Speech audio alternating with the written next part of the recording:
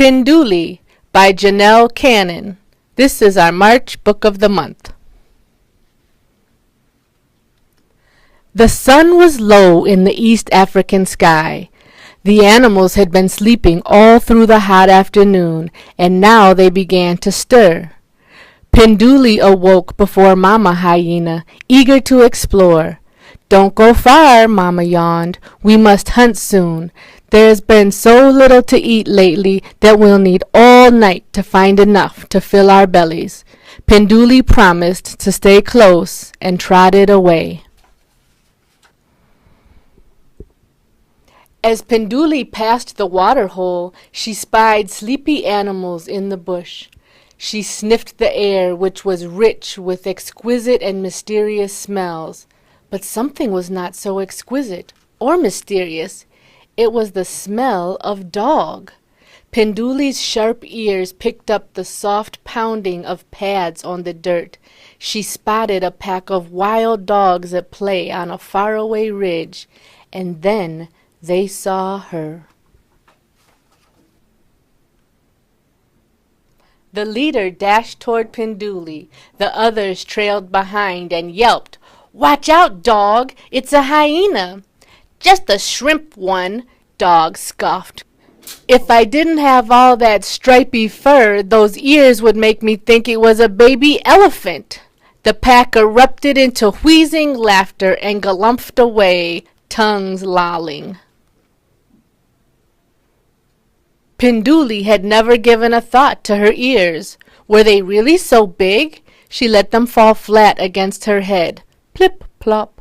"I can hardly hear now," PInduli thought, but she kept her ears down. "Ahem!" A rumbling voice came from the scrub. "Ahem!" PInduli whirled around.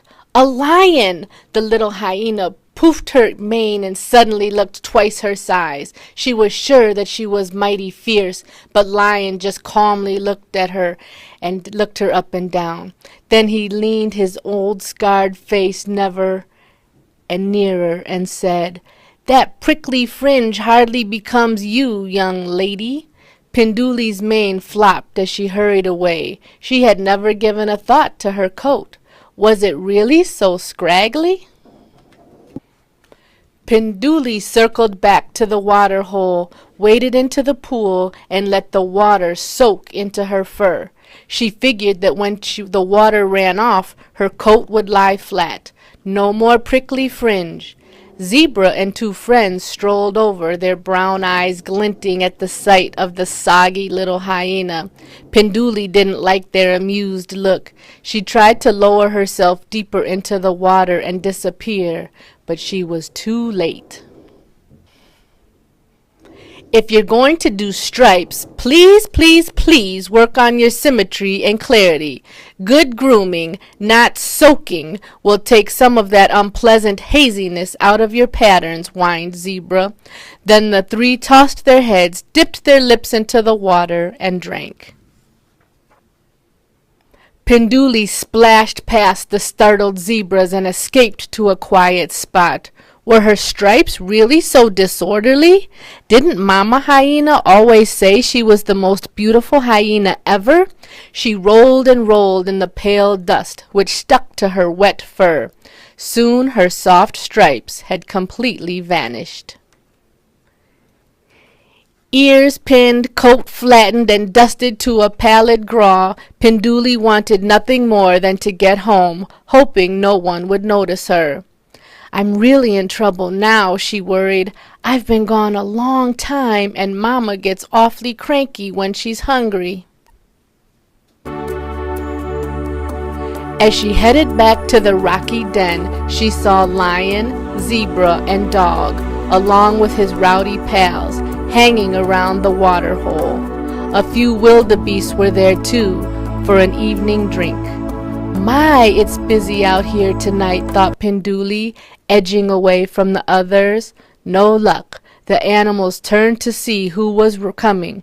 Their jaws dropped. Their eyes bulged. PInduli looked around wildly. What did they see? A ghost! The animals screamed. An evil spirit is upon us. They jumped and ran. Where? Where? Cried Penduli as she raced behind them. Feet pounded and dust flew, and no one answered. The terrified crowd tore through the thorny brush over craggy stone, and horrified found themselves at a dead end in a small canyon. They screeched to a halt, huddling closely as they turned to face their worst fear. Dog was the first to speak. "Oh, great spirit," he howled, "you've come for me, I know, because I made fun of a young hyena's ears." All eyes were on Penduli. "Ah, so I'm the ghost," she thought. "I'd better get in character before they recognize me." "Go on, dog," said Penduli in a slow, deep voice. "The spirits want to know why you would commit such a hideous, awful, atrocious crime." Dog's voice quavered. I don't know.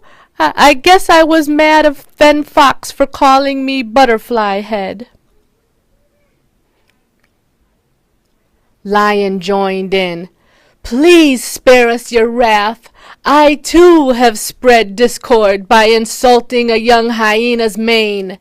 But Vulture called my own mama a mange." Penduli nodded sagely. Zebra stomped her hoof. "Owl told me that my stripes were garish." A tear rolled down her long face. Everyone fell silent. Penduli's mind whirled as she tried to think of what a ghostly spirit might say. "Of course, spirits always give tasks and want offerings," she thought. Let's see. Okay, Mama will love this."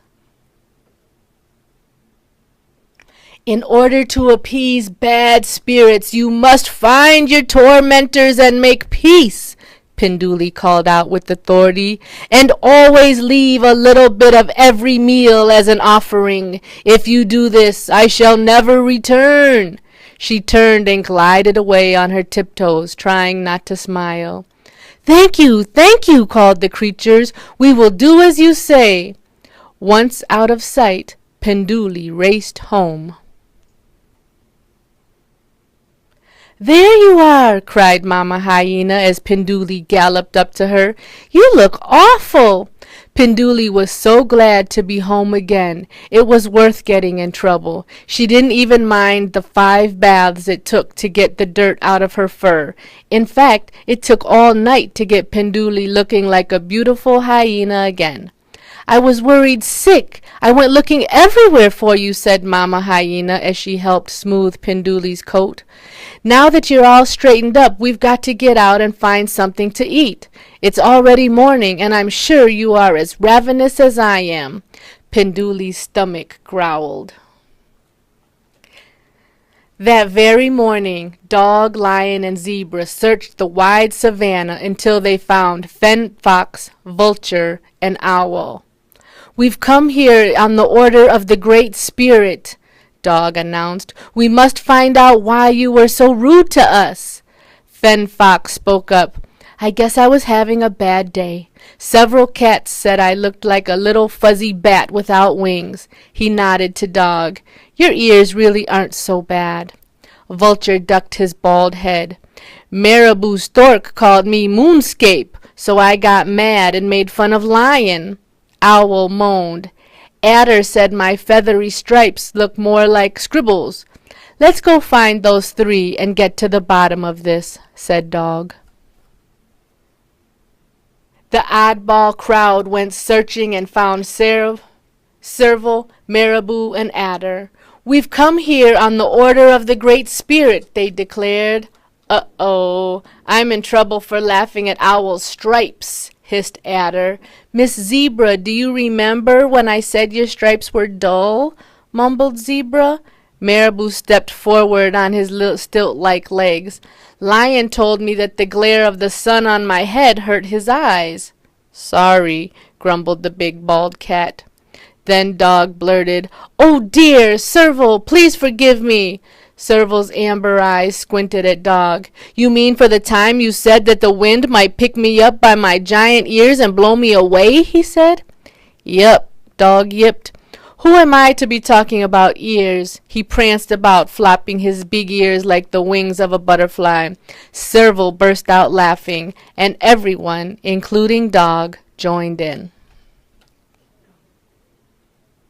From that day on, things began to change for Pinduli and her mother. Instead of spending hours hungrily scrounging for meager meals, they found delicious treats everywhere. Look, again, eggs, fish, fruit. It's a miracle, exclaimed Mama. As Pinduli tasted a sweet berry, she said, The Great Spirit must be smiling upon us. Mama Hyena looked at her grinning daughter. Wait a minute. Did you have something to do with this? Laughing and feasting, Pinduli told the whole story. You're not only the most beautiful hyena ever, said Mama. You're the smartest hyena ever.